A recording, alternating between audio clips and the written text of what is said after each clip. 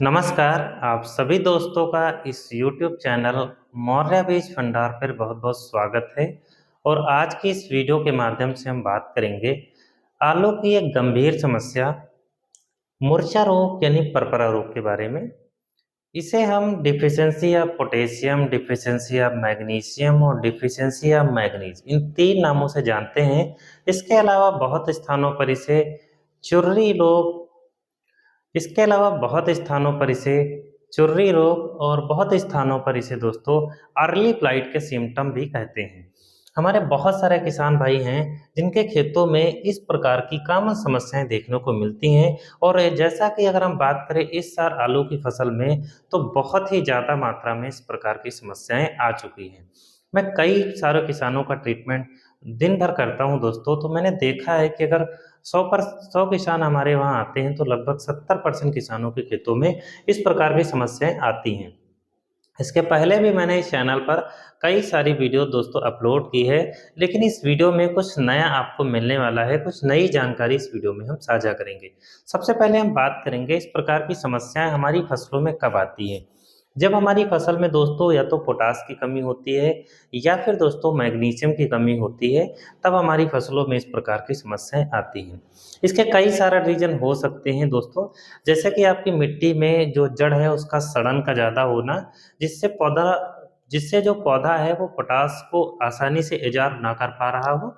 इसके अलावा भी कई सारे रीजन इसके हो सकते हैं, यानी मैंने जो भी पोटास दी हो, पोटास लोकल आ गई हो या वो उतना अच्छा रिजल्ट ना दे पाई हो, या फिर मैंने सुफला की जो खादें आती हैं जैसे 15-15-15 या 16-16-16 उस प्रकार की खादों का प्रयोग किया है, जिसमें पोटास का जो लेवल है वो थोड़ा सा डाउन रहता है ना। तो सबसे पहले हम बात करेंगे कि हम अपनी फसल में किस प्रकार से इसको समझे कि हमारी फसल में पोटास की कमी है या मैग्नीशियम की कमी है या मैंगनीज की कमी है। तो सबसे पहले हम यहाँ पर बात करते हैं, जैसा कि आप देख सकते हो ये हमारी दोस्तों आलू की पत्ती है। और इस पत्ती के अगर साइड से आपको काले काले या भूरे कलर के आपको अगर धब्बे दिखाई देते हैं, तो ये समझ जाना कि हमारी फसल में जो है वो पोटास की कमी आ चुकी है। आप ये कभी मत सोचना कि मैंने मिट्टी में 2 बोरी या 10 बोरी एकड़ पोटास डाला है तो हमारी फसल में इस प्रकार की समस्या नहीं आ सकती है। कभी कभी रेयर केस में आ सकती है। तो अगर साइड आपके जल रहे हैं या काले भूरे कलर के धब्बे दिख रहे हैं, तो आपकी फसल में जो किसकी कमी है दोस्तों, वो पोटास की कमी होती है। अगर पेज नंबर 2 की बात करें तो ये हमारी जैसे समझ सकते हो, हालांकि ये तो टमाटर की पत्ती है, लेकिन अगर आप इसको आलू की पत्ती समझो थोड़ा सा, तो ये हमारी दोस्तों वेन्स है, जिसे मेन वेन्स है।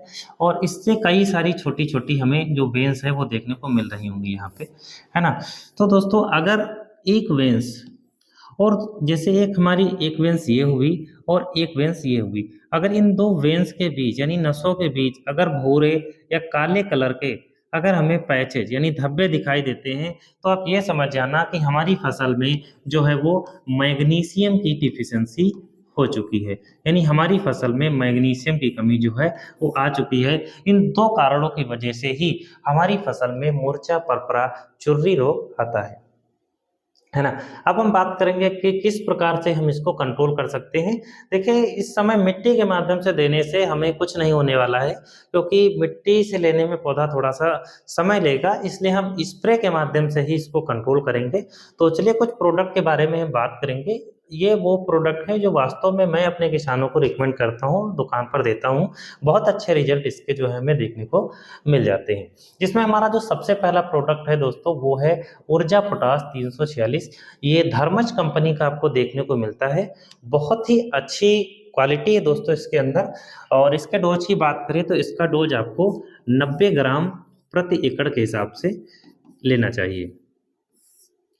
ठीक है, बहुत अच्छा रिजल्ट है। अगर मार्केट में आपको ये ना मिले तो इसके बदले में आप दोस्तों जेयू पोटास 150 इसका प्रयोग आप कर सकते हो। इसकी भी क्वालिटी काफ़ी अच्छी है। इसके अंदर पोटास के साथ साथ सल्फर, मैग्नीशियम और भी कई प्रकार के जो माइक्रो न्यूट्रेंट है वो आपको देखने को मिल जाते हैं। तो तीसरा हमारे साथ एक प्रोडक्ट है दोस्तों मैग्नीशियम सल्फेट। और बहुत सारी कंपनियां जो है मार्केट में इसको देती हैं, आप किसी भी कंपनी का ले सकते हो। इसका डोज हमें 1 किलोग्राम प्रति एकड़ के हिसाब से लेना है। यहाँ पर मैंने जैव पोटाश का डोज नहीं बताया है, तो आपको बता देता हूँ कि अगर आपकी फसल में जो समस्या है वो कम है, 1-2 छोटी सी एरिया में दिख रही है, तब आपको इसका डोज जो है वो 200 ग्राम प्रति एकड़ के हिसाब से लेना है। लेकिन अगर समस्या बहुत ज़्यादा है, ज़्यादा समस्या है, तो ऐसी स्थिति में दोस्तों आपको इसका डोज 400 ग्राम प्रति एकड़ के हिसाब से लेना है ना। अगर आपको ऊर्जा पोटाश 346 ना मिले तो आप जेयू पोटाश 150 का भी प्रयोग कर सकते हो। इसके साथ आपको 1 किलोग्राम प्रति एकड़ के हिसाब से जो मैग्नीशियम सल्फेट है वो ऐड करना है।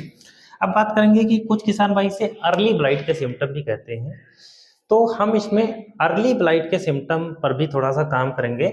इसके लिए हमें यहाँ पर एक फंजीसाइड लेना बहुत ज़रूरी है, और फंजीसाइड में मैंने जो सबसे अच्छे रिजल्ट देखे हैं वो है मेटालैक्सिल 8% और मैनकोजेब 64%। इसका काफ़ी अच्छा रिजल्ट है दोस्तों, और इसका डोज हमें 400 ग्राम प्रति एकड़ के हिसाब से लेना चाहिए, है ना। तो सबसे पहले हम बात करेंगे कि अगर आपको ये ऊर्जा पोटाश ना मिले तो आप जेयू पोटाश पे डाल सकते हो। इन दोनों में से किसी का एक का चुनाव करना है। इसके साथ आपको लेना मैग्नीशियम सल्फेट 1 किलोग्राम प्रति एकड़ के हिसाब से, और आपको मास्टर लेना है यानी मेटालैक्सिल मैनकोजेब 400 ग्राम प्रति एकड़ के हिसाब से। थोड़ा सा मार्केट में महंगा आता है, आप थोड़ा सस्ती कंपनियों पर भी जा सकते हो, उनके भी काफ़ी अच्छे रिजल्ट हमें देखने को मिल जाते हैं। अब बात करेंगे दोस्तों कि थोड़ा सा रीजन नंबर 2 की। देखिए दोस्तों, कभी कभी हमारी फसलों में परपरा रोग, चुर्री रोग यानी मूर्छा रोग, इस प्रकार की जो समस्याएं आती हैं वो एक और कारण की वजह से आ सकती है। जैसा कि आप इस फोटो में देख रहे होंगे, ये हमारा आलू का कंद है, मैंने जो सीड की बुआई की है, यहाँ पर ये वो फंगस लगा हुआ है जिसके कारण पौधा जो है वो विकास नहीं कर पा रहा है, नई जड़ों का निर्माण नहीं कर पा रहा है। कभी कभी क्या होता है दोस्तों, इन सड़न के वजह से मैंने मिट्टी के अंदर जो भी पोटास दिया है, जो भी मैग्नीशियम यहाँ पे दिया हुआ है, वो पौधा ऊपर की तरफ नहीं ले पाता है, जिसके कारण भी हमारी फसल में इस प्रकार की समस्या आती है।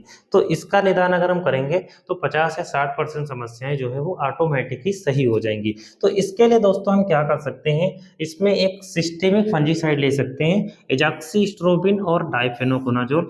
ये कोरोमंडल कंपनी का मैग्नाइट के नाम से आता है, और भी बहुत सारी कंपनियां मार्केट में देती हैं, आप उसका प्रयोग कर सकते हो। इसका डोज जो है दोस्तों वो 200 ml प्रति एकड़ के हिसाब से आपको लेना चाहिए। इसके साथ में आप वेलिडामाइसिन का प्रयोग कर सकते हो, इसका डोज हमें 250 ml प्रति एकड़ के हिसाब से लेना चाहिए। अगर दोस्तों आपको वेलिडामाइसिन ना मिले तो इसके साथ आप स्ट्रेप्टोसाइक्लिन का प्रयोग भी कर सकते हो। आपको 4 पाउच जो है वो प्रति एकड़ के हिसाब से यानी 1 एकड़ के हिसाब से लेना है। तो आपको मैग्नाइट लेना है 200 ml प्रति एकड़ के हिसाब से, या तो आप वेलिडामाइसिन लो या फिर आप स्ट्रेप्टोसाइक्लिन लो, इन दोनों में से किसी एक का प्रयोग करना है। अब थोड़ा सा बैक हम चलते हैं। सबसे पहला यह है कि अगर हमारी फसल में जड़ सड़न से संबंधित समस्याएं हैं, अगर इस प्रकार की कोई भी समस्या है, तो ऐसी स्थिति में दोस्तों हमें इनमें से ये जो मास्टर है ना, यानी मेटालैक्सिल और मैनकोजेब, इसको नहीं लेना है। इसके स्थान पर हमें दोस्तों प्रयोग में लेना है एजॉक्सिस्ट्रोबिन, डाइफेनोकोनाजोल और स्टेप्टोसाइक्लिन या फिर वेलिडामाइसिन का, और इन सभी के साथ हमें 150 पोटास या फिर 346 पोटास या फिर मैग्नीशियम सल्फेट का प्रयोग करना है। ये दोस्तों कभी कभी जो भी सिम्टम बन सकते थे, यहाँ पर मैंने इस वीडियो में बताने की कोशिश की है। दोस्तों इसके पहले भी मैंने कई सारी वीडियोज अपने ही चैनल पर डाला हुआ है दोस्तों, लेकिन मैंने ये जो जानकारी यहाँ पर आपको बताई है, ये कुछ नई प्रकार की समस्याएं हमें किसानों के बीच देखने को मिलती हैं, तो मैं इस वीडियो में इस चैनल पर साझा जरूर करता हूँ। और उम्मीद है दोस्तों कि ये जो वीडियोज हैं, ये जो जानकारी है आपको पसंद आई होगी। अगर वीडियो पसंद आई हो तो वीडियो को लाइक और चैनल को सब्सक्राइब जरूर करें। खेती बाड़ी से संबंधित या किसी भी फसल से संबंधित कोई भी समस्याएं अगर आपकी बनती हैं तो मैं आशीष 100% तक उसका सलूशन देने की कोशिश करूंगा।